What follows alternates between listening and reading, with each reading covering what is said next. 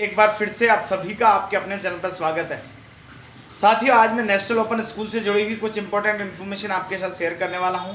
जो लोग अभी भी चैनल पर नए हैं, चैनल को सब्सक्राइब कर लें, शेयर करें और बेल आइकन को प्रेस कर लें, क्योंकि यहाँ केवल एनआईवीएस ही नहीं, बाकी एजुकेशन से जुड़ी हुई बहुत इंपॉर्टेंट इन्फॉर्मेशन आपके साथ शेयर की जाती है। चलिए, मैं आपको एनआईवीएस एग्ज़ाम 2020-21 जो अभी होने वाली है, मैं कहूँ कि चल रही है, उसके लिए कुछ इंपॉर्टेंट इन्फॉर्मेशन आपको इस वीडियो में बताने वाला हूं, तो वीडियो के अंत तक बने रहें। साथियों, आपके प्रैक्टिकल एग्जाम्स मैं कहूं कि एक तरीके से 25 तक हैं, तो वो फिनिश होने को हैं और थ्योरी एग्जाम आपके शुरू हो रहे हैं। थ्योरी एग्जाम में कुछ एक चीज़ें आप लोगों को पता नहीं होती हैं, वो मैं आज इस वीडियो में आपको बताने वाला हूं कि क्या आपको ध्यान में रखना होता है।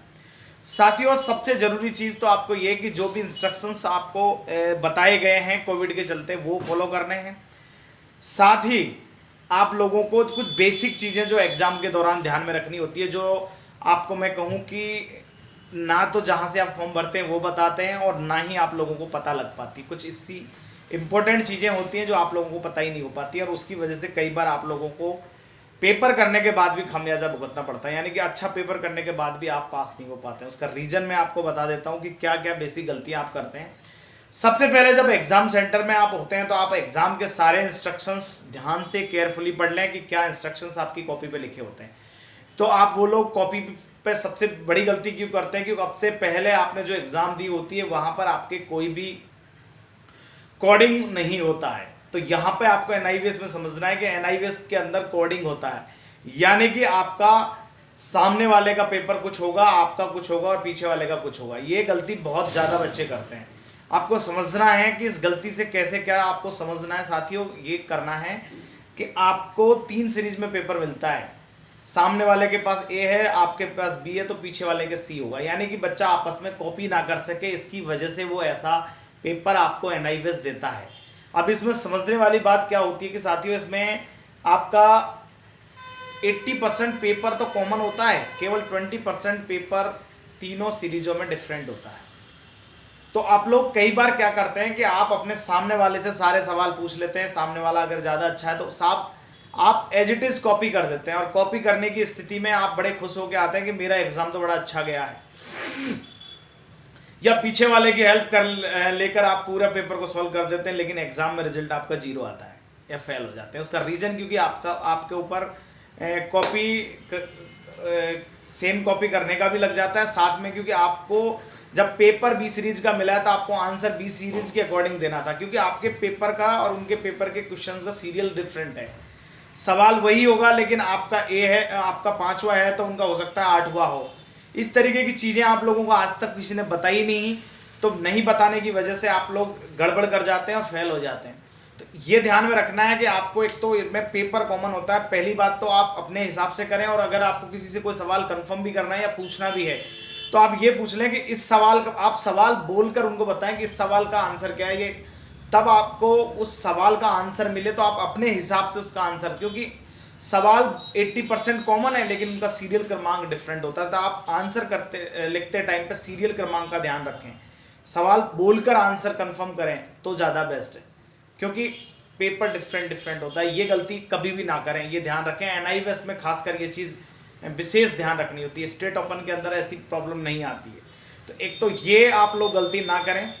साथ ही एग्जामिनेशन का ध्यान रखें कि जो एग्जाम का टाइम टेबल आपका फिक्स है वो ध्यान रखें। साथ ही जो मैंने अभी कोड वाली बात कर रहा था, तो आपको कोड में करना क्या है कि माना कि आपका पेपर का कोड ए है, तो आपको कॉपी जो मिलती है वहाँ पर भी कोड के नीचे गोला करना होता है, तो आपको एक कोड के नीचे ही गोला करना है। नेक्स्ट पेपर में आपको सी मिलती है, तो आपको अगर सी का पेपर मिला है तो सी के आगे ही गोला करना है। ये कुछ चीज़ें होती हैं। साथ ही आपको अपना एनरोलमेंट केयरफुली फिल करना है, क्योंकि एनरोलमेंट फिल करने के साथ ही उसमें नीचे जो गोला करना होता है वो गोला आप प्रॉपर ध्यान से करें। ये ध्यान रखें। Instructions must be read carefully.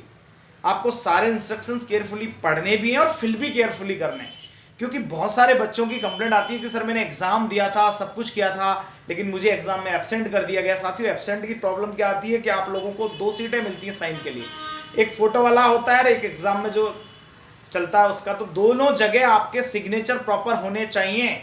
वहाँ पर आपकी एग्जाम सीट के नंबर भी डाले जाते हैं। तो ये सब चीज़ें आपको एग्ज़ाम में बहुत ज़्यादा मस्ट ध्यान से लिखने की होती है, क्योंकि आप कितना भी अच्छा लिख लें और अगर आपको एग्ज़ाम में एब्सेंट कर दिया गया तो क्या फ़ायदा हुआ आपके अच्छे लिखने का।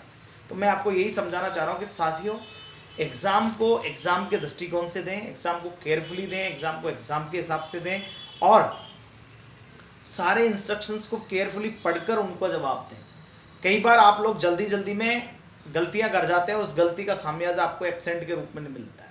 तो आप अगर कोई चीज़ प्रॉब्लम में है, नहीं समझ में आ रही है, तो आपके एग्ज़ाम में जो टीचर है उसकी ड्यूटीज़ बनती है, वो भी चेक करके आपकी इंस्ट्रक्शन चेक करें। तो आप उनसे कंसल्ट करें, 2 बार करें। अगर कोई कन्फ्यूजन है तो डेफिनेटली वो आपको प्रॉपर गाइड कर देंगे। इसलिए मैं आपको लगातार ऐसी यूनिक इन्फॉर्मेशन देता रहता हूं, जिसका मेरा लॉजिक यही होता है कि आप लोग कोई भी ऐसी गलती ना करें जिसकी वजह से आपको एग्जामिनेशन में प्रॉब्लम आए। तो ये कुछ चीज़ें मेरे माइंड में आज आई थी कि आप लोगों को करें। साथ ही आप एग्जाम से पहले 30 मिनट पहले, बिफोर एग्जाम के कम से कम 30 से 40 मिनट पहले पहुंच जाएं। ये ध्यान में रखें, क्योंकि एग्जाम में लेट होना मतलब बहुत सारी प्रॉब्लम्स फेस करना है। ये सब चीज़ें ध्यान रखें। साथ ही अपना एक आधार कार्ड या वोटिंग आईडी, जो भी एक आईडी आपकी या एनआईवीएस से जो आईडी मिली है वो आप लेके जाएं, जिसकी वजह से साथ ही आपका एग्जाम का परमिशन लेटर वो अलग से नेट से निकाल के ले जाएं, तब आपको एग्जाम में कंसीडर किया जाएगा। मैं उम्मीद करूंगा कि आप सभी को मेरी जानकारियां बहुत पसंद आती होंगी, बहुत अच्छी लगती होंगी और आपके लिए यूजफुल होती होंगी। और अगर आपका कोई पर्सनल सवाल है, चाहे वो एनआईवीएस से जुड़ा है या एजुकेशन से रिलेटेड किसी अलग किसी भी एजुकेशन से कोर्सेज से रिगार्डिंग है, तो आप मुझे कमेंट में मैसेज करिए, डेफिनेटली मैं आपकी हेल्प करता हूँ। अभी के लिए इतना ही। आप सभी का प्यार और सम्मान भी मिलता रहे। Thanks for watching, best of luck for your future and Vande Mataram.